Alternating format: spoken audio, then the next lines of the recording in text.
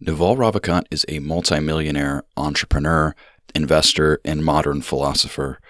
Born in India and raised in New York City, Naval found his calling at the intersection of science and business and has spent the last 2 decades founding, running, and investing in technology startups within Silicon Valley. If you've heard of Naval, odds are you came across his viral interview on the Joe Rogan podcast last summer. And during that appearance and in other similar interviews, Naval broke the mold of Silicon Valley's startup wizard by focusing on more philosophical subjects like meditation, happiness, and art, in addition to more expected topics like wealth generation and politics. It was this interview that prompted my study and analysis of Naval. Since, I've spent countless hours digesting his interviews and book recommendations and have listened to his podcast on getting rich without getting lucky at least 5 times. Naval's wisdom has transformed the way I think and has led to improvements in both my career and personal life, and I'm extremely grateful for his perspectives. For this reason, I've decided to create a video series that breaks down his virtues in an easily digestible manner in order to help others and myself better apply these principles. With that being said, let's dive into the first virtue of Naval Ravikant, independence. Okay, so before we get started, let's talk about definitions. Independence is defined as the quality or state of being independent, which leads us to the word independent. Independence has a bunch of different interpretations, but let's just focus on the following definition: not subject to control by others or self-governing. When we analyze Naval's perspective on independence, 3 main areas pop up: intellectual independence, social independence, and financial independence. I want to start with intellectual independence because, in my opinion, it's the foundation for an independent life in a lot of ways. While there's undoubtedly hardship in the world, Naval even openly admits that wealth generation and happiness aren't easy to achieve. He argues that anyone can change their fate by ditching the victim mentality. He believes life is similar to a single-player game and that each of us have the agency to control our own destiny, and it just begins with our thoughts and beliefs. So you have to do hard things anyway to create your own meaning in life. Making money is a fine one. Yeah, struggle. It is hard. I'm not going to say it's easy. It's really hard, but the tools are all available. It's all there. There's also these traps that people sort of establish in their own mind of giving themselves excuses or giving themselves insurmountable obstacles, insurmountable paths and terrain. Victim mentality. Yes. Yeah, it's somebody else's fault. It's my skin color's fault. It's the system's fault. Yeah, those people are sinking. I feel bad for them. I want to shake them out of it and say, actually, you can get out of it. You just have to stop thinking it's everybody else's fault. You have to alter the perspective. Yeah. At the end of the day, I do think, even despite what I said earlier, life is really a single-player game. It's all going on in your head. You know, whatever you think, you believe will very much shape your reality, both from what risks you take and what actions you perform, but also just your everyday experience of reality. If you're walking down the street and you're judging everyone, you're like, I don't like that person because their skin color. I don't like that. Oh, she's not attractive. That guy's fat. This person's a loser. Oh, who put this in my way? The more you judge, the more you're going to separate yourself, and you'll feel good for an instant because you'll feel good about yourself. I'm better than that. But then you're going to feel lonely. And then you're just going to see negativity everywhere. The world just reflects your own feelings back at you. Reality is neutral. Reality has no judgments. To a tree, there's no concept of right or wrong or good or bad, right? You're born, you have a whole set of sensory experiences and stimulations and lights and colors and sounds, and then you die. Yeah. And how you choose to interpret that is up to you. You do have that choice. So this is what I meant, that happiness is a choice. If you believe it's a choice, then you can start working on it. And I can't tell you how to find it because it's your own conditionings that are making you unhappy. So you have to uncondition yourself. It's just like, I can't fix your eating habits for you. I can give you some general guidelines, but you got to go through the hard habit forming of how to eat right. But you have to believe it's possible. And it is absolutely possible. I was miserable. I'm happy as a clam.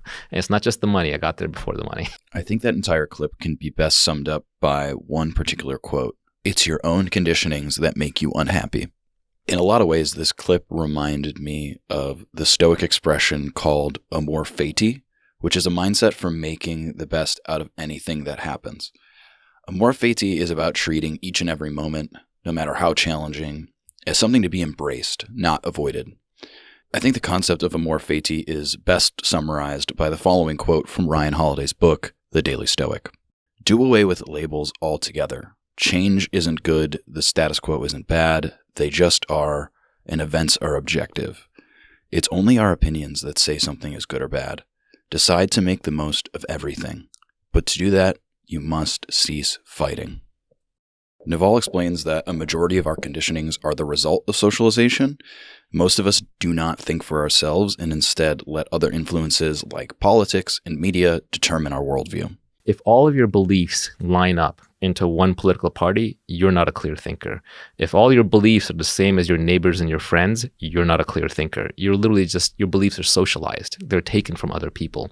So if you want to be a clear thinker, you cannot pay attention to politics. It will destroy your ability to think. As humans, we're constantly taking in stimuli. As Naval mentioned, we take in a ton of colors, sounds, feelings, and other bodily sensations, and then we die. It's difficult enough for us to make heads or tails of the chaotic environment we all dwell in, let alone decide where we stand on every single political or social issue. So it's easier for our brains to process and communicate things in absolutes. We label others and ourselves based on perceived beliefs, liberal or conservative, socialist or capitalist, globalist or nationalist. Bucketing people like this leads to stereotypes that allow us to quickly intuit one another's values, giving us a better idea of how to interact with each other. It's a shortcut our brain takes to save valuable processing power, but it comes with a hefty price tag. Because absolutes aren't based in reality. They're merely an abstraction. The fact is that most things are nuanced, and there are very few situations in life that are binary. Most truth lies on a sliding scale that comes in shades of gray. So the onus is on you to examine your own beliefs constantly and try to understand if they are authentic or socialized. At the end of the day, you need to think for yourself. If you ask a specific person what worked for them, very often it's just like they're reading out the exact set of things that work for them, which may not be applicable for you. They're just reading their winning lottery ticket numbers. It's a little glib. There is something to be learned from them, but you can't just take their exact circumstance and map it onto yours. The best founders I know, they listen and read to everyone, but then they ignore everybody and they make up their own mind. They have their own internal model of how to apply things to their situation, and they do not hesitate to discard information. If you survey enough people, all the advice will cancel to zero. So you do have to have your own point of view, and when something is sent your way, you have to very quickly decide, is that true? Is that true outside of the context of what that person applied it in? Is it true in my context? And then do I want to apply it? You have to reject most advice, but you have to listen to and read enough of it to know what to reject and what to accept. Look, there's no denying that the world is a pretty messed up place. As I'm making this video, war is ensuing in Iran, genocide is taking place in Myanmar and throughout Africa, and people still don't have clean water in Flint, Michigan. There's a seemingly endless list of problems right now, and more are popping up every single day. Most people are either unaware, overwhelmed, or numb to this truth. But for the brave few who actually want to make a difference, where do you start? Naval proposes a simple solution. Start by changing yourself. It's a daunting task to get your shit together. It's easier to change yourself than to change the world. That's true. Yeah. And the best way to change the world is to change yourself. Exactly. It's all these people who are shouting on social media. The best way is just to actually live the life that you want other people to live. The message is simple, and it's really nothing new. We've heard it before from Gandhi. Be the change that you wish to see in the world. But this advice still rings true in today's increasingly chaotic environment. But being the change you wish to see in the world assumes that you know what that type of change is. On its surface, the answer may seem obvious, but when was the last time you actually took a moment to understand what it is you stood for? When was the last time you actually wrote down your core values? If you're anything like me, your core values are something you theorize in your mind, but never actually solidify or act out in your day-to-day life. To find your footing and determine what you actually stand for, Naval recommends withdrawing from society for periods of time. By learning to be okay with solitude, you can start to let your truth in. So the way to survive in modern society is to be an ascetic. It is to retreat from society. There's too much society everywhere you go. Society in your phone, society in your pocket, society in your ears. You're being socialized right now by listening to this podcast. Right. We're socializing you. We're programming you. Everyone's trying to program everybody.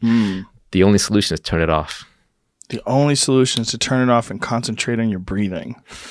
Meditation, yeah. Yes, I mean that's it huge. works. It's been a lifesaver for me. And now that I'm older, I realize like you actually want to, again, rest your mind. You want to learn how to settle into your mind. And now I look forward to solitary confinement. You leave me alone for a day, it'll be like the happiest day I've had in a while. And that is a superpower that I think everybody can attain.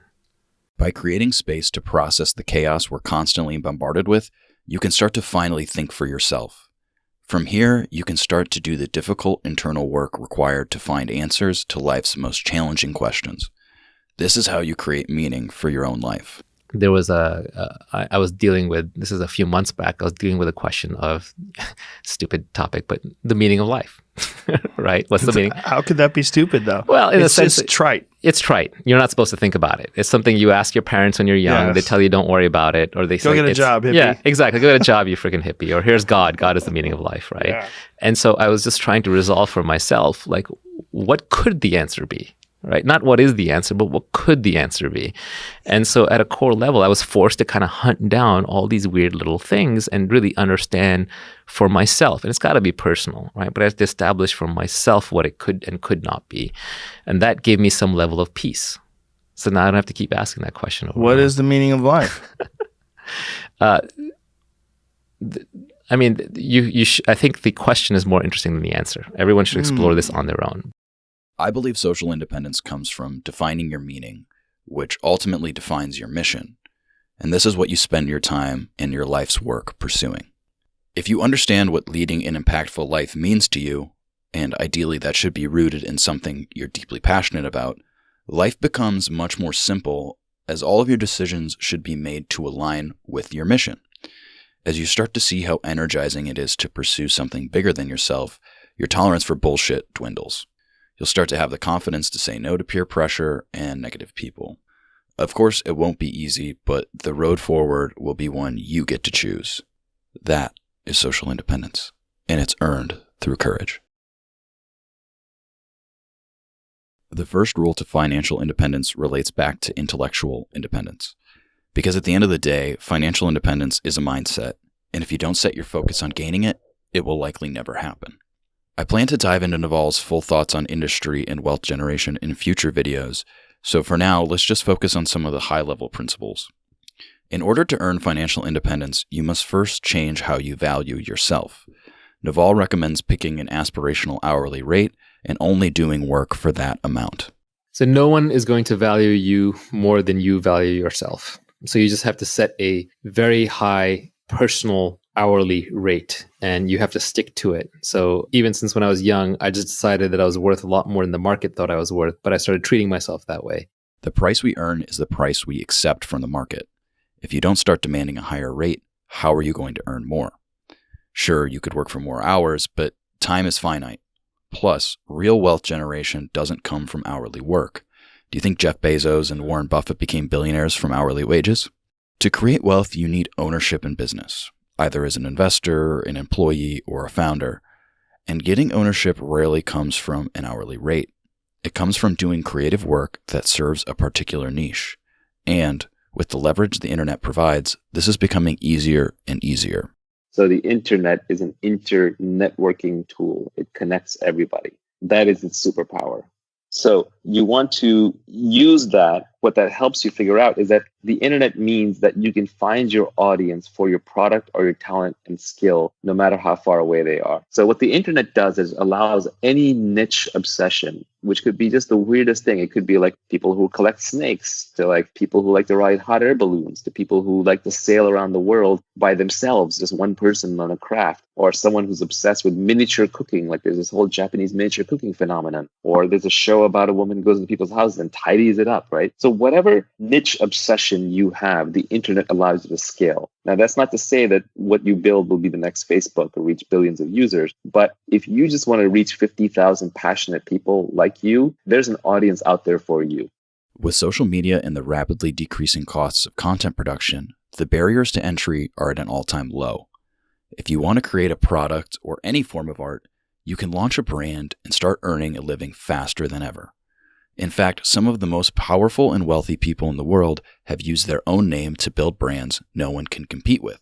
But really, today in society, you get rewarded for creative work, for creating something brand new that society didn't even know yet that it wanted, that doesn't know how to get other than through you. So the most powerful money makers are actually individual brands, people like yourself, or Elon, or Kanye, or Oprah, or Trump, right? These are individual brands, eponymous name brands, who themselves are leveraged. Like you're leveraged. You have podcast media going out to everybody. That's leverage. The podcasts work for you when you sleep. They have knowledge that nobody else has, which is your knowledge is the knowledge of being Joe Rogan. I mean, who else is a UFC fighter and a commentator and a podcaster and a comedian and, interested in all these things and knows all these people? Can't replace you. So we have to pay you what you're worth. We're living in a golden age for creators, and we're all creators. If you're willing to put in the hard work to earn intellectual and social independence, the path to becoming financially independent should naturally reveal itself. For a continuation on this topic, stay tuned for other videos from me and refer to Naval's series on how to get rich without getting lucky, linked in the description of this video. In summary, intellectual independence is developed by ditching your self-limiting conditions, challenging your existing beliefs, and ultimately forming your own authentic worldview. Social independence is earned by first working to change yourself, which can be done by retreating from society periodically in order to find your own individual truth. And finally, financial independence is cultivated by first upgrading your own value and then using tools like technology and media to find leverage for your brand within your specific niche. Working on these three forces has helped me live a more peaceful and fulfilling life, and I think others could benefit from a similar commitment to independence. To be honest, I have no idea if these videos or this format is going to be helpful for people, so please do me a huge favor and share your thoughts in the comments below the video. Honestly, I'd love to hear from you and would love to hear your thoughts on Naval and these principles, and I'm just curious if they're helpful or not. In the future, please stay tuned for some more breakdowns of Naval and other videos like this. I have a lot of ideas and I'm excited to continue to make videos. So thanks so much for watching. Have a great day.